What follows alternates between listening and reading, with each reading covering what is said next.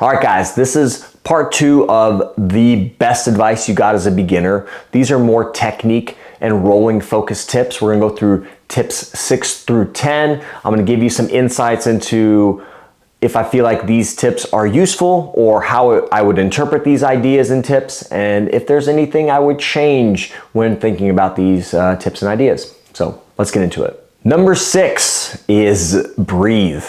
This is a phenomenal piece of advice for beginners. So, and for anyone in general, I think controlling your breathing, it's like controlling your engine, controlling how hard you're running, making sure you're not redlining. I think beginners have really a hard time controlling their breathing because I think people start to panic. You're getting held down. You're put in an uncomfortable position. Somebody's putting their pressure or their weight on you. It's hard to control your breathing. It's hard to stay calm. I think breathing is a good way, number one, to conserve energy. When you control your breathing, you're not making sure you're working too hard, not blowing your wad too quickly. So focusing on nasal breathing, getting in positions, knowing when you got to kind of explode and move pretty fast and solidify a position versus when you need to stop, pause, take some of those good breaths to slow your breathing down a little bit, and then have a little energy to kind of, again, move to the next position. So nasal breathing, if you can do that initially, if you want to kind of control how hard you're training, try to focus on just nasal breathing.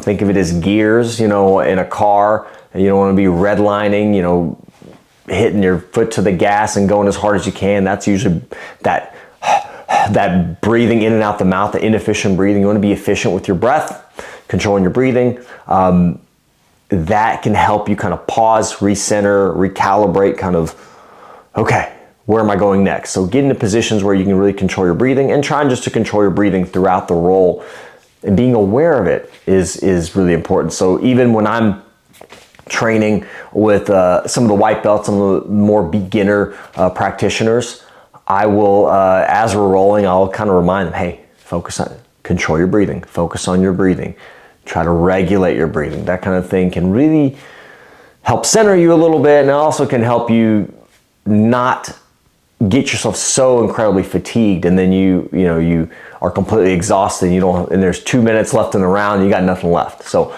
you want to try to kind of pace yourself, have times when you kind of work hard, and then slow it down and control if you get in a good position, like a top side control, a mount, any position where you kind of hold position for a little bit, and kind of you can take a breath and settle, and then go to the next position as you need to go. So controlling your breathing, great idea. Number 7, just get the underhook. Solid advice for a beginner. Now, how good is your underhook? That's a different story, right? That's a different element to the game. But underhooks are pretty important. If you're trying to control, a top side control position, or even on half guard position where you're trying to flatten your opponent out, get chest to chest and get their shoulders flat to the mat, that underhook is really important to keep them from escaping. And then when you're on the bottom, having an underhook, a good strong underhook when you're maybe in bottom half guard or in your bad position trying to escape, having a good underhook is important. Now, with that said, if you have a very weak underhook, you're not in a good position, maybe you don't have good connection to your opponent, and then you're starting to develop the underhook, you can get that crossface. It can be a very weak underhook. It's hard to get the underhook. And the other thing is you got to be mindful of, getting countered, darce chokes, different chokes like that. So when you're going for the underhook, so you got to know when to get the underhook. One of the ideas, honestly, is like if you're getting put as a beginner, if you're getting put in a bad position, maybe bottom side control, fight for the underhook right away. Don't wait till they establish position. Start working for the underhook. Be preemptive with that. So underhooks are very important, useful. You got to make sure you have a good idea on how to get the underhook, when to get it, and also having a nice strong underhook so that way it's not getting collapsed and countered. So underhooks, good idea, especially as a beginner. Getting underhooks is important to escapes and also sweeps and things like that. So number 8, I think is a great piece of advice. And this is basically a way to double your techniques, very simply. And that's drill both sides. Now, is this the best beginner advice? Maybe. Again, as a beginner, you want to definitely solidify and learn one side really, really well. That's super important. Learning one side really well, dialing it in, getting it really crisp and clean and efficient. That's important. Learning, because we all have like a dominant side. So learning really to establish you have your dummy side and your good side. So your good side, really get the techniques clean and efficient. Maybe it's a guard pass or even a submission. I think the guard passing, this is really useful in guard passing. And I'll tell you why. Because some athletes have really incredible guard retention from one side.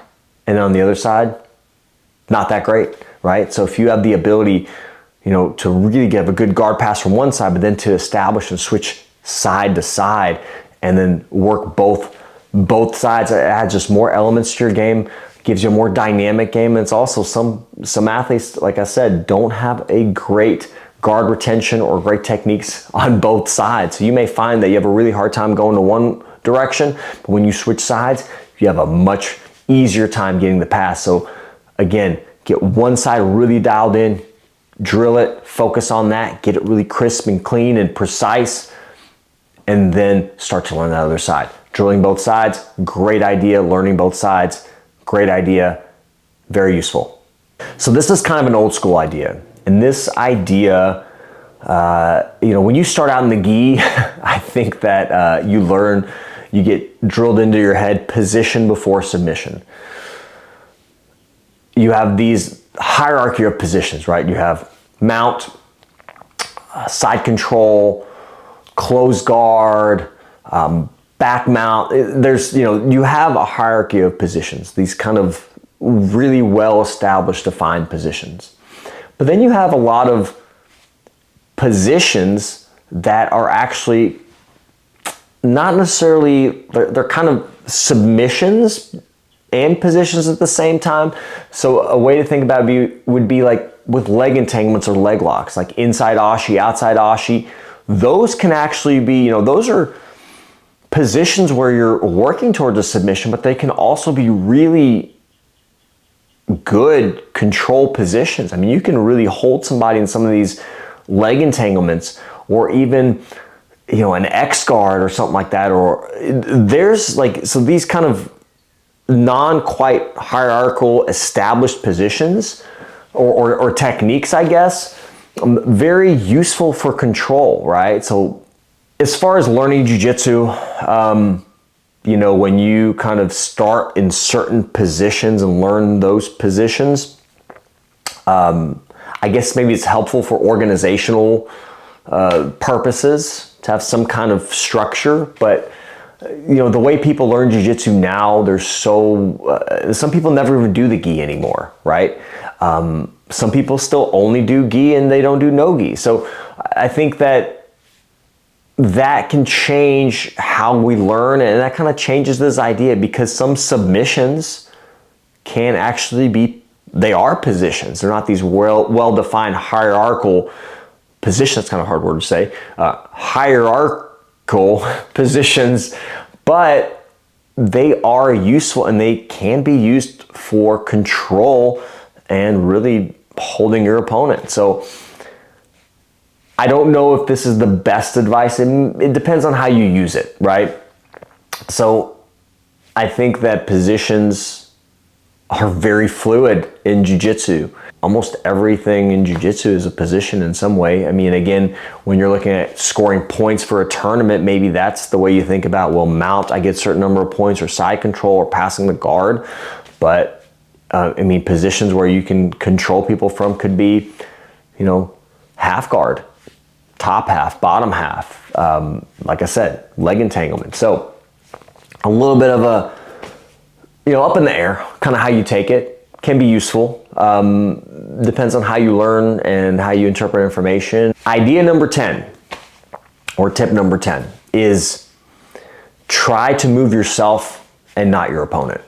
So we're thinking about this idea, it really comes down to building frames in a lot of ways. If you want to kind of keep your opponent in a position or keep them from advancing, you have to have good frames. Whether it's, frames with your arms, using your legs, that allows you, when you have good frames, that allows you to hip escape or move or even hip shovel underneath someone to get, under them, to be able to move them more easily. So I think, yes, if you're, again, a little bit smaller, a little bit weaker, it's going to be very hard to like lift or move your opponent, especially if they're bigger, even if they're equal weight as you, but more skilled, right? So having good frames and being able to move yourself or move yourself underneath your opponent for like a hip shovel to get a good leverage. So those are all very useful ideas. Like those are useful concepts. It all comes down to, for me, being able to establish good frames, not being flat on your back, having good position. The idea is to keep your opponent where they are and position yourself in a more advantageous way to either sweep or get out of a bad spot or even, progress to a better position.